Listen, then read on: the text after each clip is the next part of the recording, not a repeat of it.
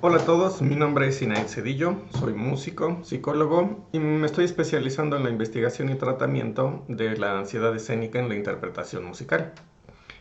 En este video vamos a hablar sobre la definición de estrés en contraste con el video anterior donde describimos la definición de miedo. La palabra estrés en la vida cotidiana parece haber sustituido al término ansiedad. Primero, es importante señalar que los expertos identifican dos tipos de estrés. El primero es el euestrés o estrés bueno. Este tipo de estrés se manifiesta en cosas como la excitación, la anticipación y la pasión. Por ejemplo, cuando terminamos un repertorio al final del año escolar, comenzamos a anticipar un nuevo repertorio con grado de dificultad mayor. Esta anticipación y visualización de un nuevo reto y avance en nuestra formación nos estimula a esforzarnos, a ser constantes y disciplinados. Es decir, las consecuencias de este tipo de estrés son positivas. Por eso se le considera como estrés bueno. Existen o se crean demandas que hay que cumplir. Las demandas de la nueva situación consisten precisamente en la preparación de un nuevo repertorio. Pero en ese momento tales demandas pueden ser consideradas como posibles y alcanzables. El segundo tipo es el distrés, también llamado o conocido como aflicción o angustia. Es la experiencia de experimentar o vivir demandas excesivas e implacenteras o de emociones negativas que surgen de estas demandas. Continuando con el ejemplo anterior, puede pasar que a lo largo del año escolar comenzamos a enfrentarnos a ciertos factores típicos de la formación del músico, es decir, a las demandas del contexto escolar. Imaginemos que pasan las semanas y los meses y no sentimos que el repertorio elegido vaya a estar listo en la fecha señalada o para un examen o recital. Entonces, tenemos que esas mismas demandas que al principio del año nos motivaron se transforman en demandas poco probables de alcanzar y que los objetivos propuestos no se van a cumplir. Es ahí cuando dichas demandas nos hacen experimentar angustia o aflicción, es decir, distrés. Aquí me gustaría detenerme un momento para describir un poco más los estresores o demandas a los que se enfrenta el estudiante de música. Podemos mencionar, entre otros, un repertorio de dificultad excesiva, un repertorio de dificultad inferior que no promueva la motivación o el avance, un repertorio que no le guste al alumno, horas insuficientes de estudio, condiciones materiales de estudio en casa inadecuadas. El hecho de que el repertorio de la especialidad no es el único repertorio que se deba preparar. Horas dedicadas a las materias teóricas, entre muchos otros estresores de la vida cotidiana. Algunos estudiantes me hacen una pregunta muy importante cuando les hablo sobre este tema de las demandas excesivas. La pregunta es, ¿cómo evitar que las demandas, que primero son un motivador, se conviertan después en demandas excesivas que provoquen distrés? Como respuesta preliminar, es importante que se haga un trabajo de prevención dentro de las escuelas e individualmente. Esto es algo que he estado haciendo en terapia con estudiantes de música y que ha arrojado buenos resultados. De manera individual, el estudiante debe primero que nada hacer un trabajo muy profundo de autoconocimiento. Primero para conocer su realidad completa. Esto incluye estar consciente de la realidad sobre los recursos materiales con los que cuenta y contará a lo largo de su preparación. Pero sobre todo, que conozca las características de su personalidad, sus recursos psicológicos, emocionales e intelectuales, así como sus límites también.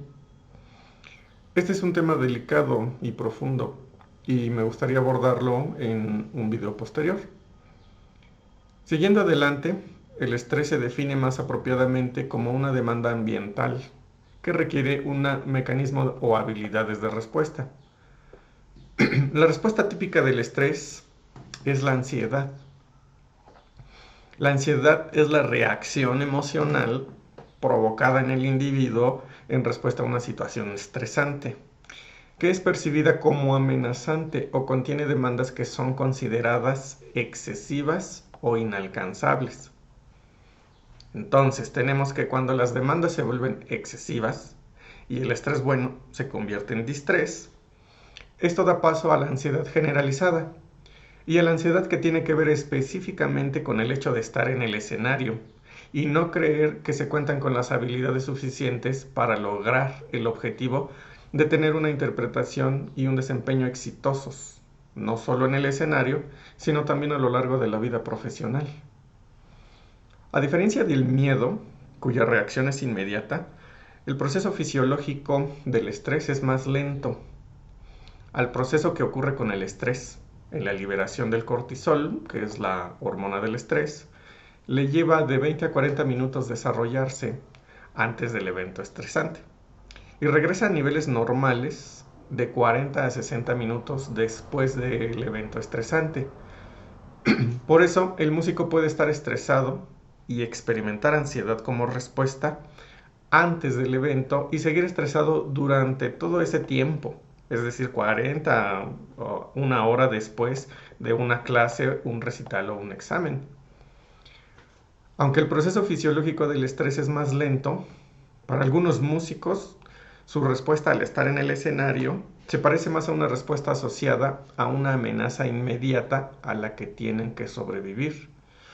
Por eso algunos experimentan niveles más altos de estrés que otros, porque perciben el escenario como una situación verdaderamente amenazante de su seguridad.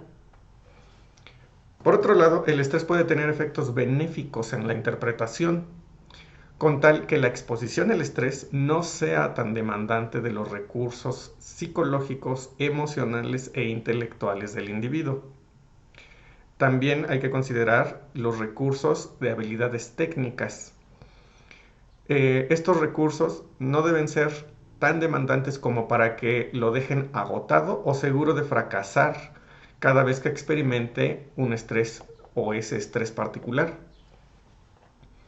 En lo personal, yo he tomado esto como punto de apoyo teórico para fomentar el trabajo de autoconocimiento y conciencia de la realidad en los músicos, en formación y profesionales, para que el músico esté plenamente consciente de con qué recursos cuenta y cuál es el alcance y los límites de dichos recursos. Conocer tales recursos, su alcance y su límite le ayudarían a evitar la posibilidad de involucrarse en demandas que se pueden convertir en excesivas y evitar plantearse objetivos y metas que se vayan a volver inalcanzables. Para finalizar, como posibles soluciones recomiendo experimentar éxito bajo estrés, ya que permite el aprendizaje de habilidades de superación y resolución de problemas. Esto refuerza la autoeficacia, que es la creencia de que podemos superar retos específicos. Esto también nos lleva a persistir y superar estresores futuros. Algunas actividades o ejercicios que recomiendo para superar la práctica del estrés es grabar la sesión de estudio para sí mismos, verse en esas grabaciones y superar la sensación de estar siendo observados. En las sesiones de estudio, tocar sin bajar el volumen, de ser posible. Grabar y publicar en alguna red social una pieza fácil o de mediana dificultad que hayan elegido. Pedirle a alguien de confianza que los escuche ejecutar esa pieza para acostumbrarse a tener a alguien presente mientras tocan o cantan. Poco a poco, pedirle a la persona que interactúe, es decir, que haga algo que los distraiga para practicar no perder la concentración y también para practicar sentir las emociones que se desatan cuando eso ocurre y comenzar a controlarlas. Aumentar en la medida de lo posible el tiempo de exposición al público. El estrés no es del todo malo porque nos puede motivar a obtener logros significativos y puede fomentar la creatividad inclusive. Les agradecería mucho que me dejaran algún comentario, pregunta, crítica o sugerencia sobre los temas que estoy tratando. Eso me ayudará sobre todo a mejorar los contenidos de estos videos.